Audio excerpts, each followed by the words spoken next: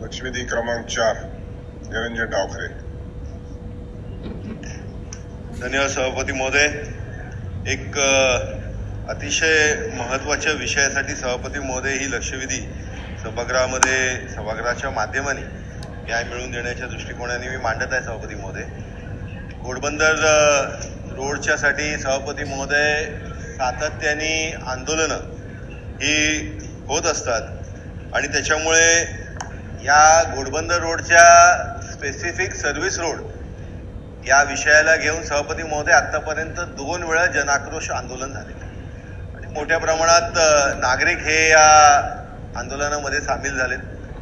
मुळात सभापती महोदय, घोडबंदर रोडवरनं होणारा जो ट्रॅफिक आहे त्या ट्रॅफिकला आपण काय नियोजन करता येईल या संदर्भातलं शासनाकडनं भूमिका घेणं गरजेचं आहे.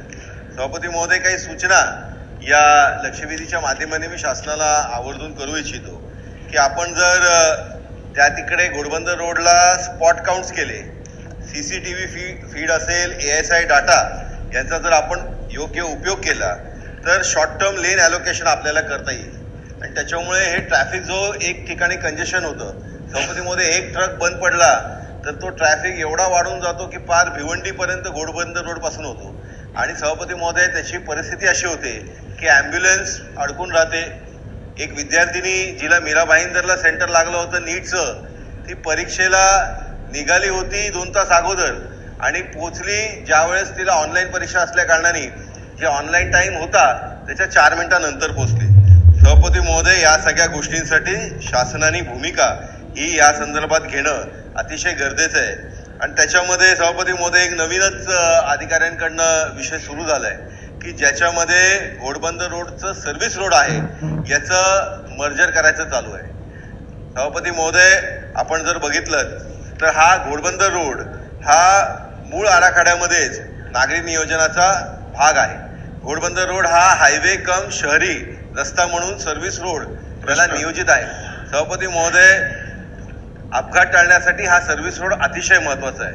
सभापती महोदय, त्याचबरोबर या सर्व्हिस रोडमुळे स्थानिक वाहतूक ही वेगळी राहते आणि मुख्य रस्ता वेगळा राहतो. त्या तिकडे अनेक शाळा आहेत, अनेक रेसिडेन्शियल कॉम्प्लेक्स आहेत की जिकडनं लोक निघतात आणि त्याच्यामुळे जर सर्व्हिस रोड नसला तर ऍक्सिडेंट होऊ शकतो आणि त्याच्यामुळे ही परिस्थिती अतिशय गंभीर आहे.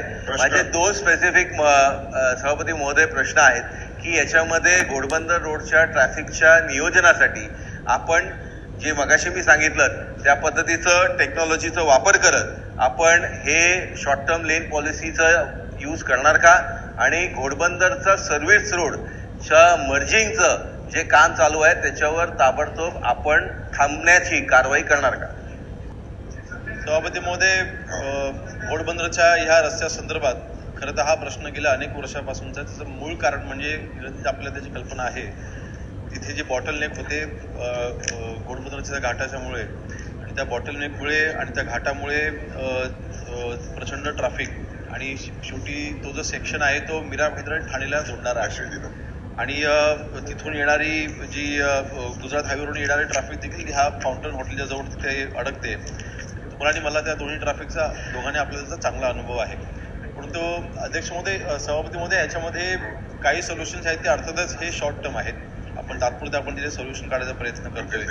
परंतु ह्या ठिकाणी अडचण एक झालेली आहे की जवळपास या 42 मीटरच्या रस्त्यावरती MMRD देखील तिकडे कार्यान्वित यंत्रणा आहे जी तिथे फ्लायओव्हरचं काम करते आणि मेट्रोचं काम करते. काही रस्ता तिथे हा PWD कडे आहे, काही भाग जो आहे तो TMC कडे आहे. अशा जवळपास 3-4 यंत्रणा ह्या 42 मीटरवरती तिथे काम करत आहेत. त्याच ज्या सर्व्हिस रोडचा आपण इथे उल्लेख केला त्याच ठिकाणी ठाणे शहरासाठी जे चालू असलेल्या नळपाणी योजनेचं काम देखील चालू असल्यामुळे तो देखील रस्ता तिथे खोदून ठेवलेला असल्यामुळे ते देखील काम चालू आहे. परंतु सभापती महोदय, ह्याच्यामध्ये 2-3 सोल्युशनवरती आपण काम करतोय. माननीय उपमुख्यमंत्री महोदय एकनाथ शिंदे साहेबांनी देखील याबाबतीमध्ये स्वतः बैठक घेऊन काही सूचना केलेल्या आहेत. त्याच्यामध्ये प्रामुख्याने पहिल्यांदा सर्व्हिस रोडवरती चालू असलेलं जे काही नळपाणी योजनेचं काम आहे ते पुढच्या फेब्रुवारी 2026 पर्यंत हे काम पूर्ण होत आहे आणि ते काम टाईमलाईनमध्ये चालू आहे. ते काम पूर्ण झाल्यानंतर सर्व्हिस रोड हा व्यवस्थित इथे कार्यरत होईल. दुसरं मेट्रोचे जे काम आहे, मेट्रोचं काम देखील एप्रिल 2026 पर्यंत हे काम पूर्ण होते, ते देखील टाइमलाईनमध्ये चालू आहे, जेणेकरून रस्त्याच्या सेंटरला जे काही मेट्रोचं काम चालू असल्यामुळे जे काही तिथे वाहतूकमध्ये अडथळा निर्माण होतो तो देखील दूर होईल. दुसरा विषय आपण जो इथे मांडला तो बेसिकली सर्व्हिस रोडचं मर्जर.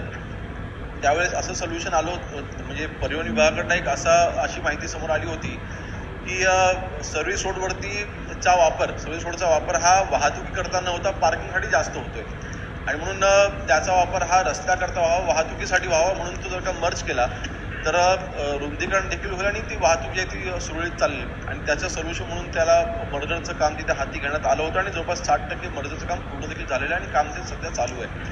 आपण जे इथे विषय मांडले नक्कीच त्या बाबतीमध्ये माननीय उपमुख्यमंत्री महोदयांनी बैठक घेतलेली आणि निर्णय घेतलेला असल्यामुळे पुन्हा या बाबतीमध्ये बैठक घेतली जाईल आणि सर्व्हिस रोडच्या मर्जरच्या बाबतीमध्ये नक्की विचार केला जाईल. सभापतीमध्ये ह्या निमित्ताने मी अजून सांगू इच्छितो की ह्या ट्रॅफिकचं मुवमेंट डायव्हर्ट करण्यासाठी तिथे MSRTC मार्फत आणि MMRDA मार्फत देखील काही महत्त्वाचे प्रकल्प हाती घेण्यात आलेले आहेत. त्याच्यामध्ये विशेषतः खारेगाव ते गायमुख हा असा बायपास तिथे काढला जातोय आणि 28 म्हणजे डिसेंबर 2028 पर्यंत हा प्रकल्प पूर्ण करण्याचा मानस आहे. याचं देखील काम ऑलरेडी चालू झालेलं आहे. हे डायव्हर्जन आलं की आपोआप या रस्त्याची ट्रॅफिक ही डायव्हर्ट होईल. दुसरा विषय आपल्या कल्पना आहे की गायमुख ते फाउंटन हॉटेल जो आता घाटचा सेक्शन आहे, तर संपूर्ण घाटच्या सेक्शनला टनल करायचं काम हाती घेतलेलं आहे. ते देखील काम लवकरच चालू होते आणि त्याचं देखील टाइमलाईनमध्ये ते काम पूर्ण करायचा प्रयत्न राहील. परंतु हे दोन मोठे प्रकल्प ज्यावेळेस पूर्णत्वास जातील तर ह्या रस्त्याची ट्रॅफिक डायव्हर्ट झालेली असल्यामुळे नक्कीच हा प्रश्न कॅन्सल मार्ग निरंजन डावखरे. तर शेवटचा प्रश्न आहे सभापती महोदय, कारण याच्यामध्ये जसं आता मंत्री महोदयांचे मी खरं तर आभार मानेन की त्यांनी अतिशय पॉझिटिव्ह आणि सकारात्मक उत्तर दिले. माझी फक्त आपल्याला एक विनंती आहे, कारण याच्यामध्ये MMRDA पण आहे, त्यांनी मगाशी सांगितलं तसं माननीय उपमुख्यमंत्र्यांनी याच्या संदर्भात अनेक बैठका घेतल्या, पण हा MMRDAचा विषय आहे. सभापती महोदय गृह म्हणून त्यांनी अतिशय चांगलं उत्तर दिलं. माझी आपल्याला विनंती आहे की या संदर्भात जर आपण बैठक लावली, MMRDA विभागातले त्या तिकडे संबंधित लोक आणि गृह विभागातले लोक असतील तर या विषयाला न्याय भेटेल. सभापती महोदय, ठाण्याच्या अनेक जनतेचा हा कळकळीचा आणि महत्त्वाचा विषय सभापती महोदय, म्हणून आपण बैठक लावावी ही विनंती. आपल्याकडे ही बैठक लावा. सुधारित बैठक माझ्या दालनामध्ये बोलून त्या संदर्भात निर्णय घेऊया. जी सर.